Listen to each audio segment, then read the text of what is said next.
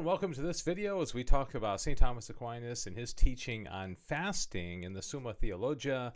At the time that I'm recording this video, it is Lent, and so this is clearly a topic that is on a lot of people's minds. And I think you may be surprised at some of the teachings that St. Thomas has about fasting. You might think that since it was the Middle Ages, things would be really strict, and what exactly is the reason, and how much is it similar to the practices today with fasting. And so I think you'll enjoy learning what Aquinas says about fasting in the Summa Theologica. So let's get to it. He says in one article whether fasting is an act of virtue. Now we know that fasting is good, but what exactly is the purpose of fasting and what does it accomplish? And he says an act is virtuous through being dictated by reason to some virtuous good. Okay, so that's kind of a classical definition of what virtue, why it's good and what it does.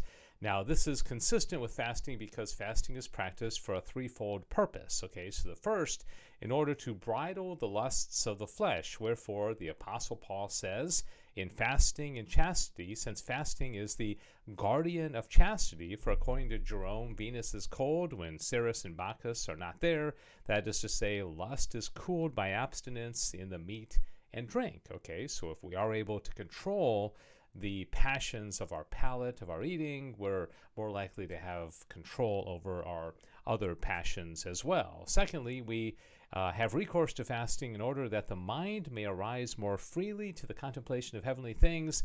Hence it is related by Daniel that he received a revelation from God after fasting for 3 weeks. All right, thirdly, in order to satisfy for sins, wherefore it is written, be converted to me with all your heart, in fasting and in weeping and in mourning. The same is declared by St. Augustine in a sermon. Fasting cleanses the soul, raises the mind, subjects one's flesh to the spirit, renders the heart contrite and humble, scatters the clouds of the concupiscence, quenches the fire of lust, and kindles the true light of chastity. Okay, so there's 3 reasons why it's a good idea to fast.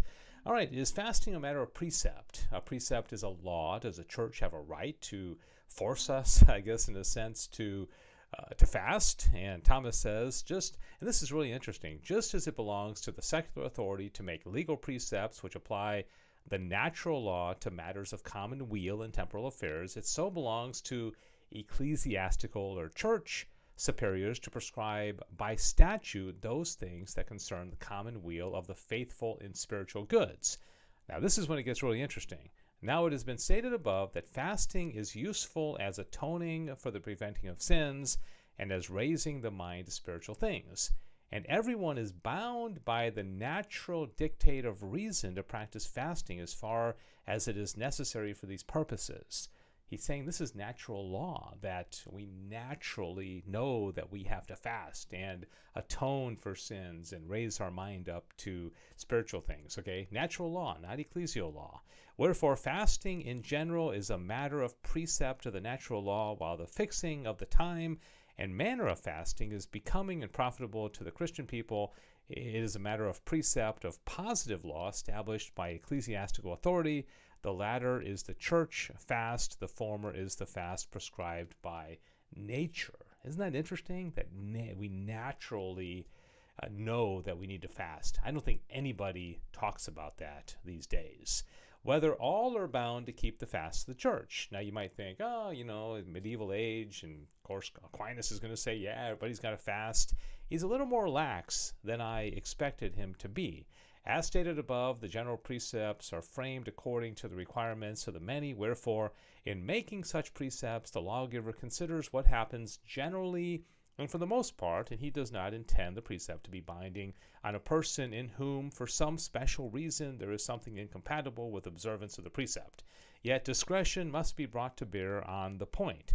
For if the reason be evident, it is lawful for a man to use his own judgment in omitting to fulfill the precept, especially if custom be in his favor, or if it be difficult for him to have recourse to superior authority. On the other hand, if the reason be doubtful, one should have recourse to the superior who has power to grant a dispensation in such cases, and this must be done in the fasts appointed by the church, to which all are bound in general, unless there be some special obstacle of this observance. So Thomas isn't really a hardcore here. I mean, he's saying, hey, there may be some circumstances with, youth or age or, whatever, that you may not be able to observe the fasts. It's a lot more lenient than I expected it to be. All right, is it requisite for fasting that one eat but once? Okay, and again, I thought he was going to say, go a week without food or something really, severe.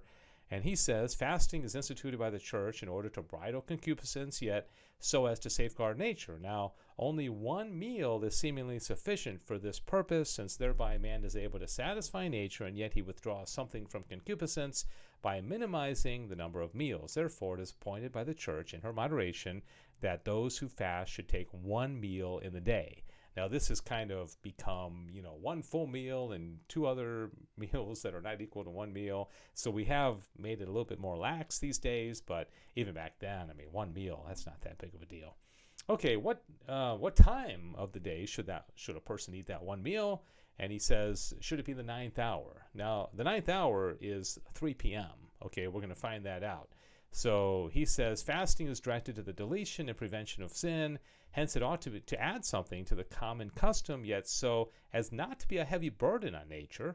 Now, the right and common custom is for men to eat about the 6th hour, that's noon, both because digestion is seemingly finished and the humor spread about through the limbs, and again because it is then chiefly that the nature of the human body needs assistance against the external heat that is in the air, lest the humors be parched within. Hence, in order that those who fast may feel some pain and satisfaction for their sins, the 9th hour is suitably fixed for their meal. Okay, so he's saying eat at 3 o'clock. The one meal of the day should be at 3 o'clock. Moreover, this hour agrees with the mystery of Christ's passion, which was brought to a close in the 9th hour, when, bowing his head, he gave up the ghost. Because those who fast by punishing their flesh are conformed to the passion of Christ, they that are Christ's have crucified their flesh with the vices and concupiscences. All right, so 3 o'clock is the best time. I don't think we never talk these days about exactly what time somebody should have their meal. This is kind of novel. All right, finally, whether it is fitting that those who fast should be bidden to abstain from flesh meats, eggs, and milk foods. You ever wonder why these foods? Okay, this is back in the Middle Ages, what they were not eating when they were fasting. So why these? It's interesting what he says here. Fasting was instituted by the church in order to bridle the concupiscences of the flesh, which regard pleasure of touch in connection with food and sex. Okay, so he's bringing sex into this. Wherefore, the church forbade those who fast to partake of those foods which both afford most pleasure to the palate and besides are a great incentive to lust.